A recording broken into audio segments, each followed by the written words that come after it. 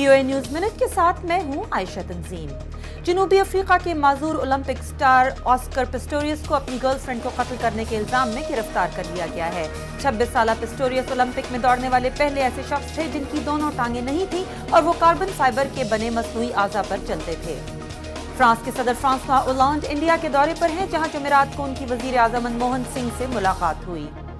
जनूबी कोरिया की तरफ से एक ऐसा मिसाइल मंजर आम पर आया है जो हुकूमत के मुताबिक शुमाली कोरिया के किसी भी हिस्से में अहदाफ को निशाना बना सकता है। 2 रोज कबल शुमाली कोरिया की तरफ से तीसरे एटमी टेस्ट के बाद से जनूबी कोरिया की फौज हाई अलर्ट पर है।